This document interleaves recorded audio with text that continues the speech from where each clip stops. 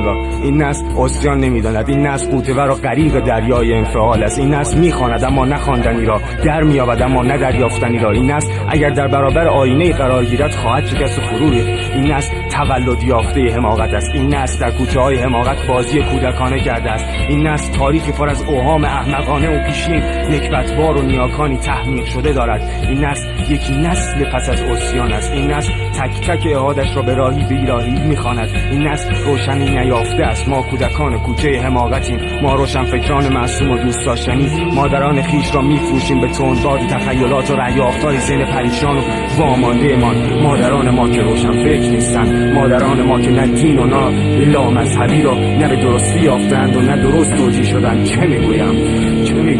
درست میدانم اما درست نمیگویم. وسوسه چیز دیگر گفتن و طور دیگر گفتن شاید در حال فرومیشنی است. همه چیز است که هست. من از عصیان حرف نمیزنم، از درمان این نسل سخن نمیگویم. تنها 3 کلمه: واماندگی بین جلوزدگی و عقب ماندگی. درد من مادرم نیست، درد من این نسل نیست، درد من جهالت ها نیست، درد من تمام حرفای گذشته نیست، درد من هنر این مملکت است، نه نیست، درد من سیاست و حکومت غلط نیست، درد من مدرنیته نیست، درد من واماندگی نیست، فساد نیست، اقتصاد راکد یا متحرک نیست. درد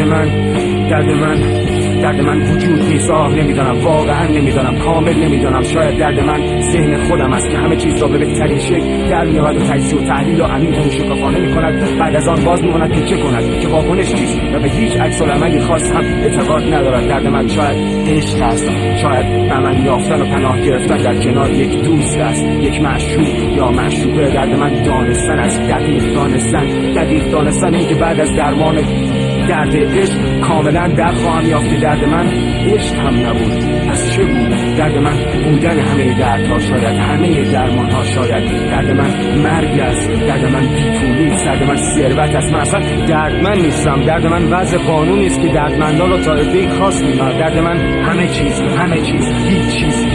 درد من بیکاری است، درد من بی‌دردی است، درد من بی‌غیرتی و بی‌ارادگی است، درد من بی‌عرضگی است، درد من عدم توانایی اثبات هر چیز است. درد من لذت پدرانم است، درد من درد بیهوده زایمان مادرم است. البته شاید درد من هم همین شاید هاست. اصلا مگر زندگی عرضه می‌خواهد؟ آسان ترین کار نفس کشیدن و زنده ماندن. میتوان حرف ثابتی نزد. هیچ کس هم حرفایش را به نیت انطباق با حرفای دیگری نیست. همه میتوانن اصلا حرف نزنن. سکوت تنها صدای گام برداشتن در مسیر زندگی بیاد. همه عمودی راست. هر کس ناگفته‌هایش خفه‌اش کرد خب بمیرد. مردن هم رایست. افقی شود، او را از صحنه خارج کنند به خلل در گام برداشتن و راستمندان عمودی‌ها وارد نشود. هر کس هر کار که دلش خواست بکند، چون هر کاری کردنی است. دلش نخواست نکند. نکردن هم نوعی کردن است، یعنی شکلی از عدم کردن. پس شکایتی نیست از این دنیا، از این نسل، از دیگر نسل‌ها، از دیگر جاها و مکان‌های دیگر، زمان‌های دیگر. شکایتی نیست اگر پولدار شدی یا نشدی. شکایتی نیست اگر زنت خوشگل